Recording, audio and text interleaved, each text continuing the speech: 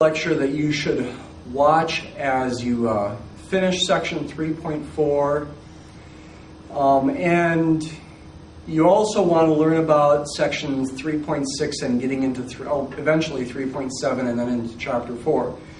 It's going to skip over section 3.5, make some allusions to that a little bit, but this particular series is kind of a hinge point between what you've been learning about earlier in chapter 3, sections 3.1 through 3.4, and what comes later in chapter 3 and into chapter 6.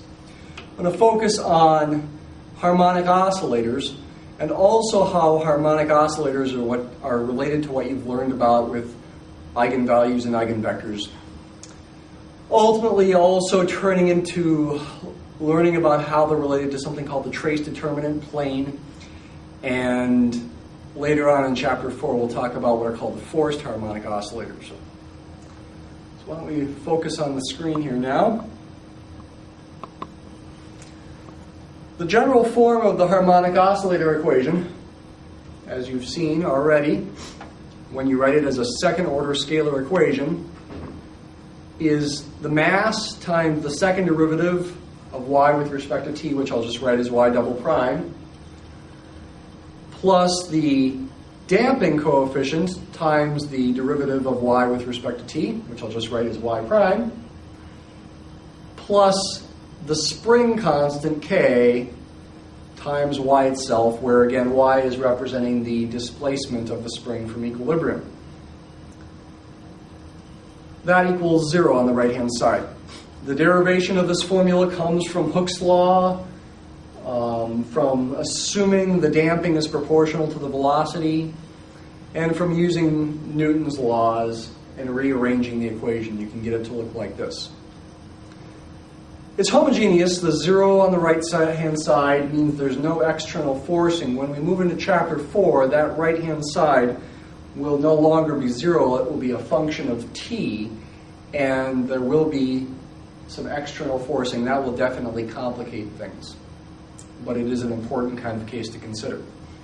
What I want to do at the start here is to ask what happens when we don't have any damping. That's called the undamped situation. That would be the case where B is 0. You've already seen some examples of this. Maybe you recall that solution curves in the phase plane for this kind of situation, when you convert it to a first order system, end up looking like ovals, ellipses, centered at the origin. And that is indeed what happens here. But I want to relate it to what you've been learning about with eigenvalues and eigenvectors. Let's take the equation up there and divide by m. And I will keep the p in there initially, as something possibly non-zero. The p is b over m, and the q is k over m. But if b is 0, then p will be 0. And in this form, the equation looks like this. Y double prime plus q times y equals 0.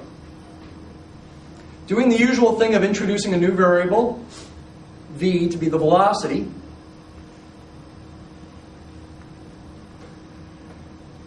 we can convert this to a first order system. We'll typically put the y prime equation first, and then the v prime equation second. So y is the first component of our vector solution, and v is the second component.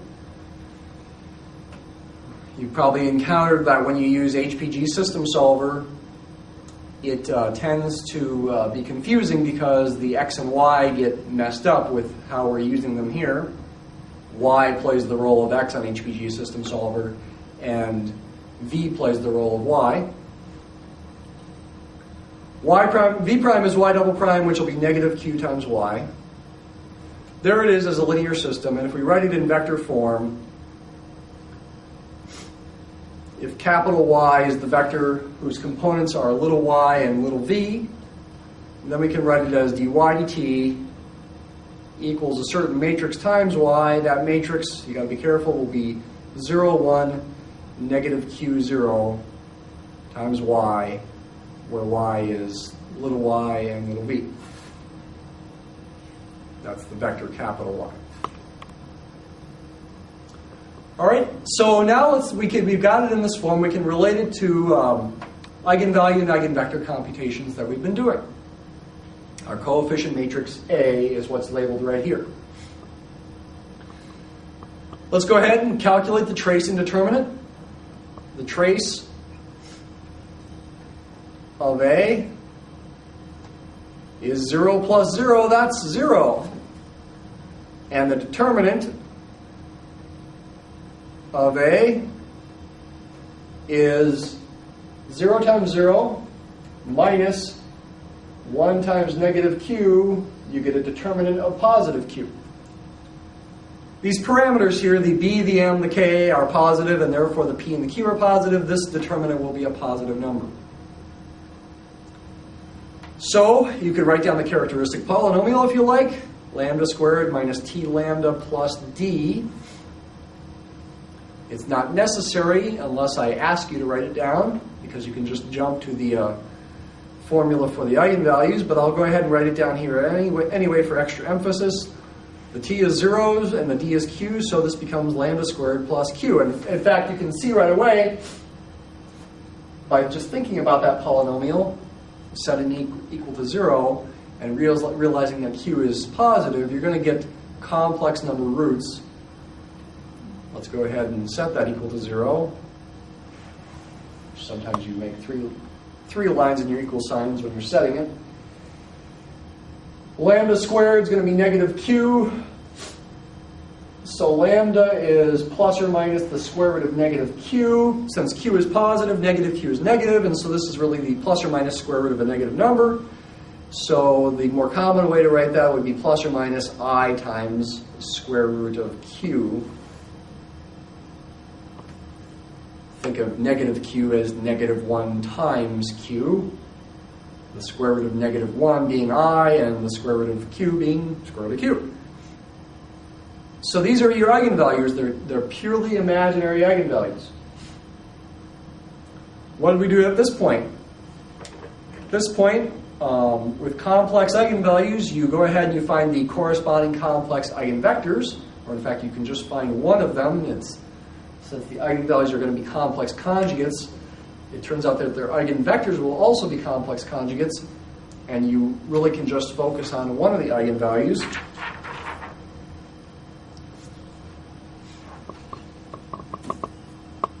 Let's focus on I times square root of q. You want to go back, recall, to the matrix up there. You take the determinant of a minus lambda I. Well, actually, I'm not doing the determinant anymore. Just plug in a minus lambda I, where lambda is I times square root of q.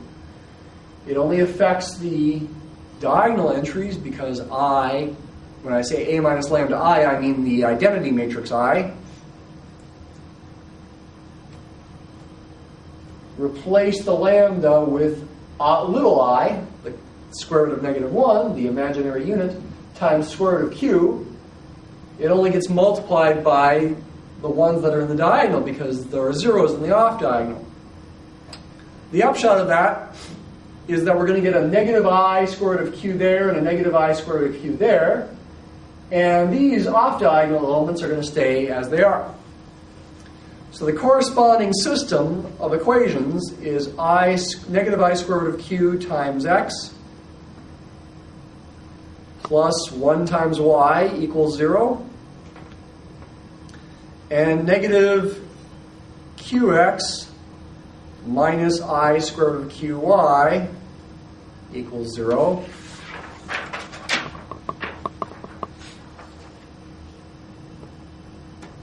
This is a redundant system. If you've done things right, we could double check that in our heads here even. This is simple enough that we could do that.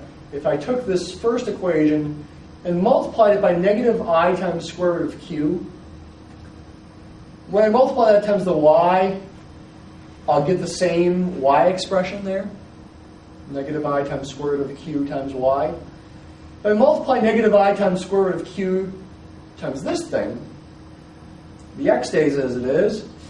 The 2 square root of q's become a q.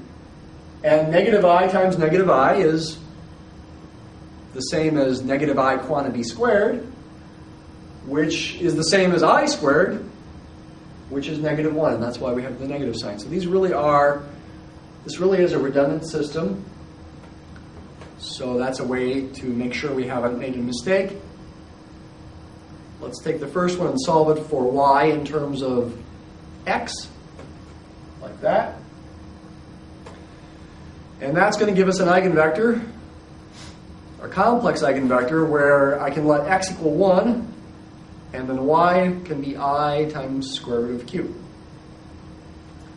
So that's a complex eigenvector, and you can actually check that algebraically in the equation AV equals lambda v. It really does work when you plug it into that. But, of course, if we want real solutions, and this is a real system and it's got a real phase plane, you can focus on V here once in a while too. Thank you. It's a real system, real coefficients. It's got a real vector field. You can see the solutions in the phase plane. They're going to look like ovals. So we should be able to find formulas for solutions. And now coming back to the screen, the key is Euler's formula. This function, e to the lambda t times v, this complex valued function, will be an algebraic solution, but we want to peel off the real and the imaginary parts of that to help us find real solutions. Lambda is I times square root of q, and the v is this. Now, in the last video about the spiral source, I separated the complex vector in terms of its real and imaginary parts. I'm not going to bother doing that here, and you'll notice in the book's examples they don't bother with that here either. But they do use Euler's formula to write this complex exponential in terms of cosines and sines. Recall that Euler's formula says that e to the I theta is cosine theta plus I sine theta. We'll give a quick proof of that later in this video. Let's use it here. Theta is square root of q times t. There's no real part to this particular exponent like there was in the last video, so we don't actually even have an exponential term in the real and the imaginary parts of the solution. In this case, we just have trig functions. Cosine of square root of qt plus I sine of square root of q times t times this complex vector. Go ahead and do the multiplication now. To get a vector, the first component of the vector is just going to be this thing because we're multiplying it by 1. I'll go ahead and write this out like this. The second component, you multiply everything by I times square root of q. So times the cosine of square root of q times t, I'm going to get I times square root of q times cosine of square root of q times t. Multiply times the second one, you get an I squared becoming negative 1. I'm going to get a negative square root of q times sine of square root of q times t. Now I want to break this up into real and imaginary parts. In a sense, I want to group together these terms into one vector and group together these terms into one vector. This is the real part that doesn't have the I. These are the imaginary parts that do. Cosine of square root of qt and negative square root of q sine of square root of qt plus I times the vector whose components are sine of square root of qt and square root of q cosine of square root of qt. And as a nice way to check here, you should see that if you differentiate the first component of this one, if that were your y, you get v. That thing there, the second component, is the derivative of that thing. And it works with the imaginary part too. The derivative of that is this. This is called capital Y sub RE, and this is called capital Y sub IM. They are linearly independent. They're not multiples of each other. A general linear combination of these is going to be the general solution of the original two-dimensional system. We don't need to worry about the other eigenvalue. The other eigenvectors will, in fact, get the same answer. This is good enough. We've got two linearly independent solutions for a two-dimensional linear system. So this is going to be the solution, the general solution, with which we can solve initial value problems.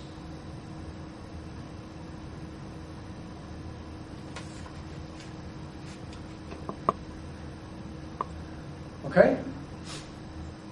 That's actually a relatively easy example when you don't have any damping.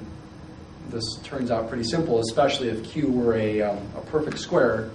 This would turn out very nicely. You should be able to take, these are periodic solutions, you should be able to take these and figure out things like frequency and period by looking at the square root of q times t. The period would be 2 pi divided by square root of q. And the frequency is just going to be the reciprocal of that, square root of q times, or over 2 pi. Of course, period is going to be given in whatever the units of time are. If t is in seconds, then period is going to be in seconds. And the frequency is going to be in 1 over the units of time. 1 over seconds is the same as hertz. So the frequency would be in hertz.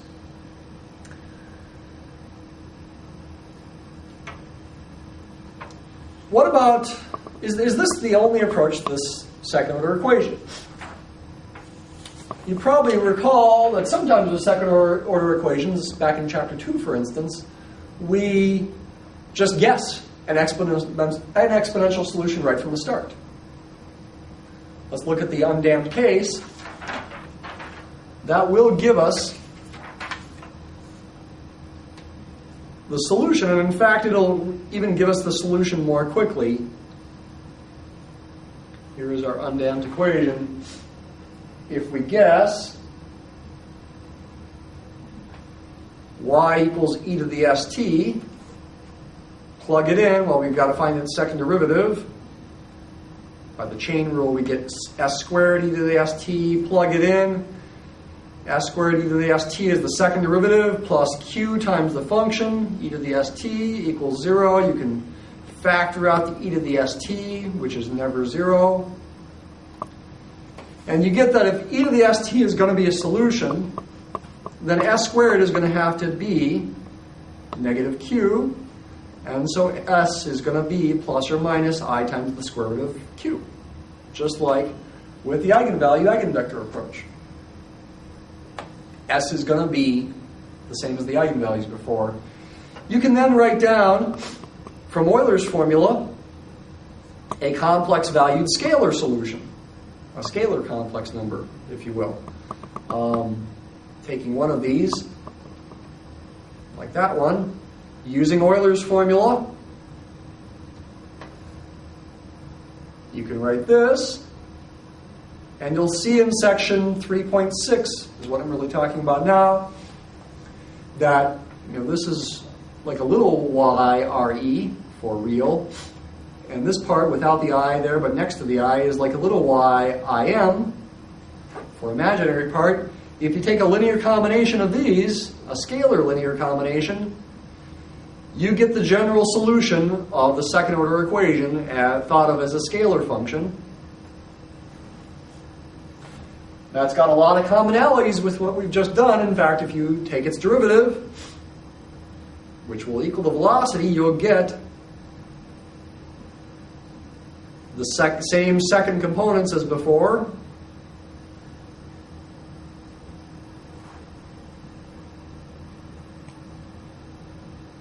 And you could go ahead and put these in a vector to relate it to what we've done before. The first component being little y and the second component being v. You could separate the vector into two pieces as a linear combination of two vectors that are linearly independent. These things are perfectly related to each other. This approach is a bit faster, and that's nice, and that probably is the best thing to do with these second-order harmonic oscillator problems. In fact, let's do that real quickly with the general case. In fact, I'll go ahead and put the M, B, and K back in there. If you guess e to the st, you're going to get a corresponding quadratic equation in S, whose roots will be the eigenvalues in terms of M, B, and K. Here it is. I'm skipping a couple of steps here. There's a mistake.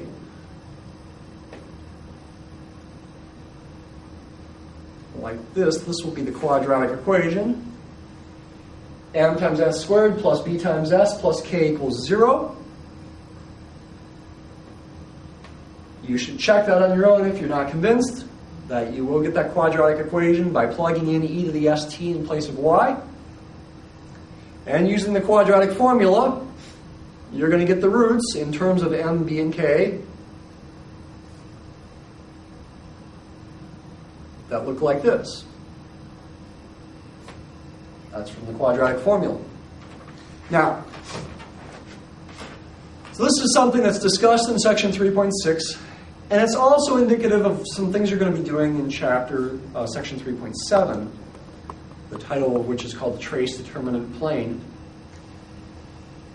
In these things, you're going to have to be working with these parameters and trying to think very carefully about what kinds of values of these different parameters are going to give you what kinds of qualitative behavior in the solutions, both as graphs of scalar valued functions, regular graphs, but also in the phase plane.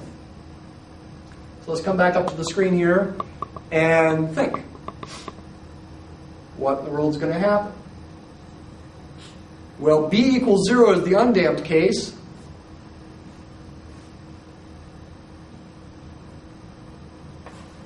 And in terms of M and K then, S is going to be plus or minus the square root of negative 4mk over 2m.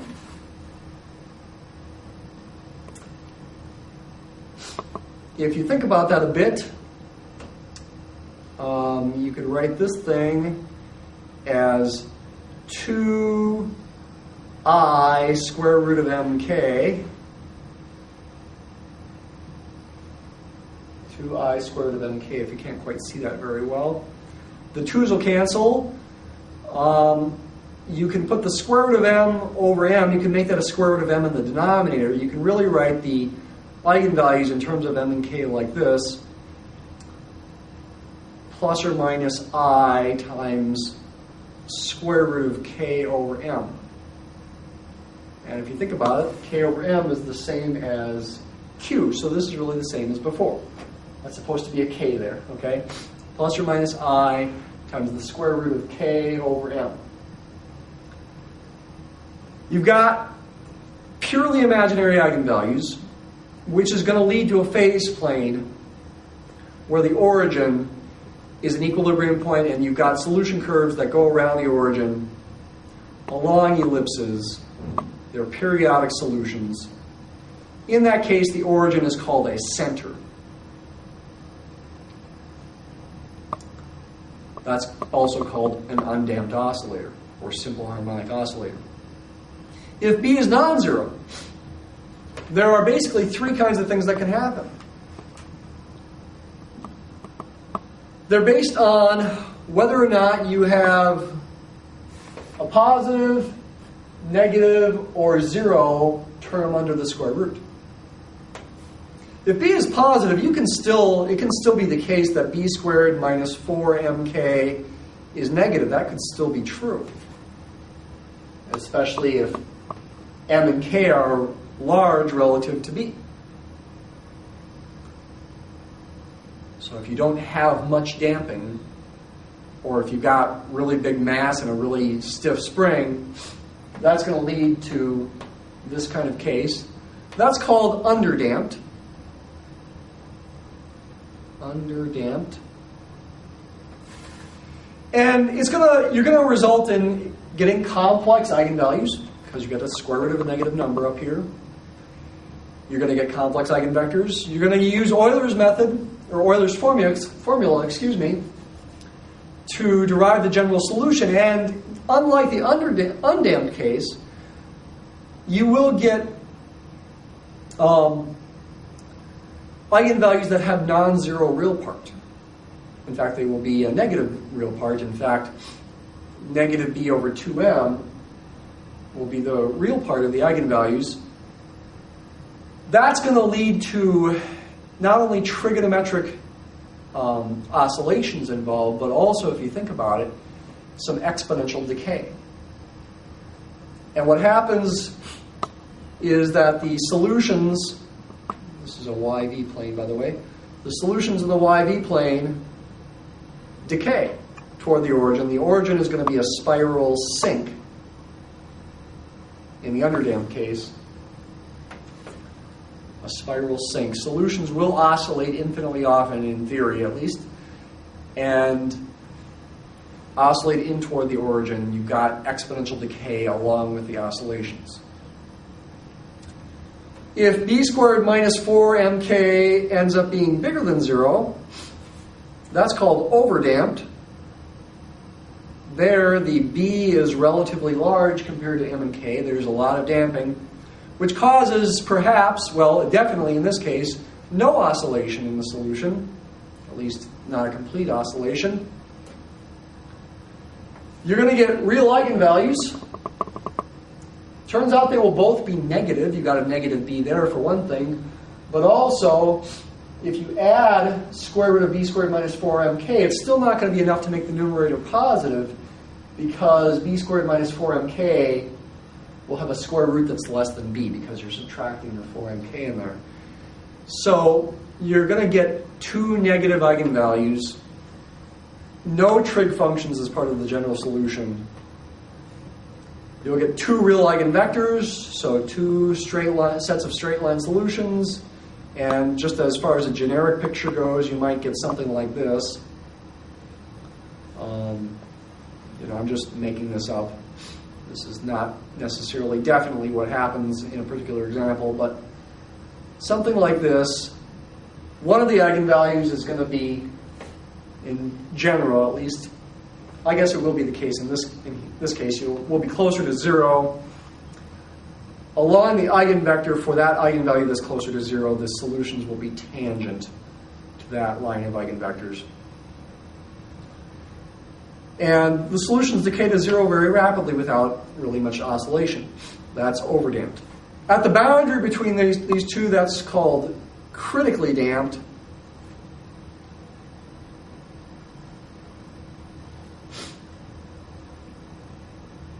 And, well, as far as the general solution goes, that's a subject for section 3.5, which I'm not talking about here. What typically happens is you get one line of eigenvectors. You've got a repeated root. You really have just one eigenvalue that's repeated. And you get typically one line of eigenvectors. And solutions do go in toward that, perhaps in this kind of way. It still will be a sink at the origin. That's called critically damped. To really fully understand that and get the general solution would take studying section 3.5. Okay? Now, I want to finish this video off as it's getting long here. I was hoping to have time to maybe discuss why the real and imaginary parts of your complex valued solutions solve the original real equation. I'll let you read about that in the book.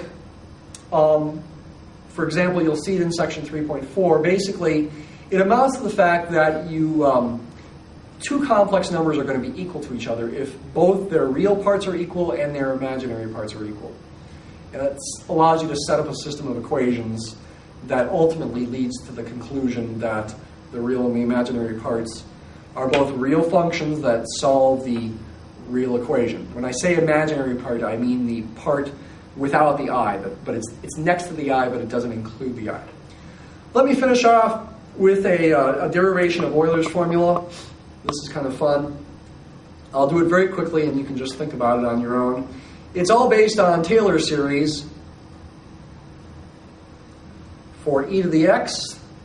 You might remember from Calc 2, that's the Taylor series for e to the x about 0. For sine x,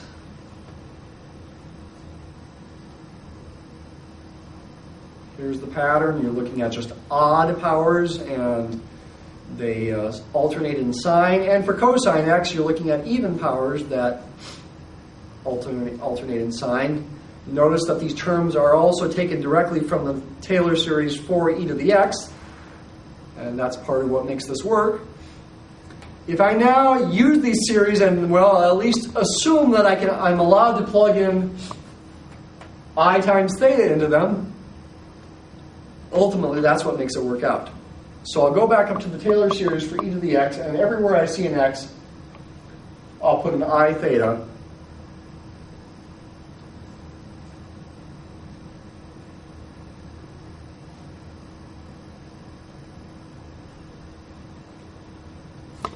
Then it's a matter of simplifying and rearranging. Using the fact that I squared is -1, this third term here becomes theta squared over 2 factorial. Using the fact that I cubed is really I squared times I, or -1 times I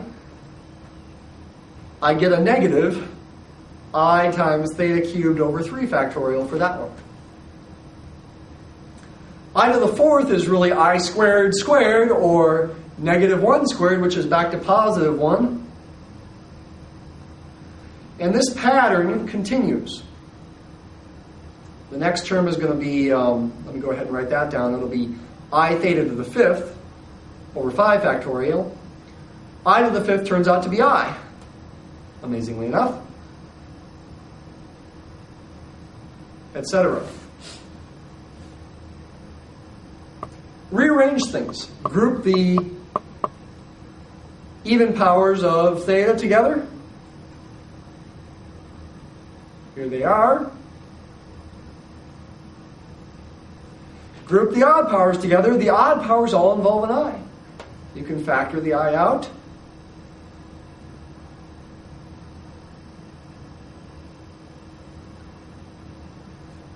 And lo and behold, based on the Taylor series for cosine and sine, you get cosine of theta plus I sine theta.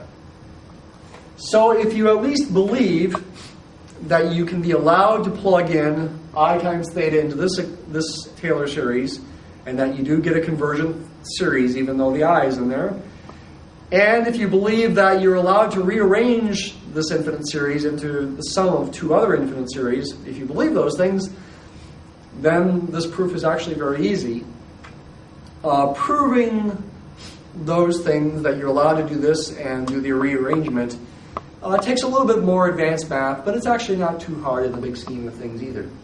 So this is actually a pretty simple thing, leading again to that most beautiful equation that e to the I pi plus 1 equals 0. You know, that most beautiful equation to use if you're ever abducted by aliens. Hopefully not. Hopefully that wouldn't happen, but just in case, you got it there. That's the end of this video.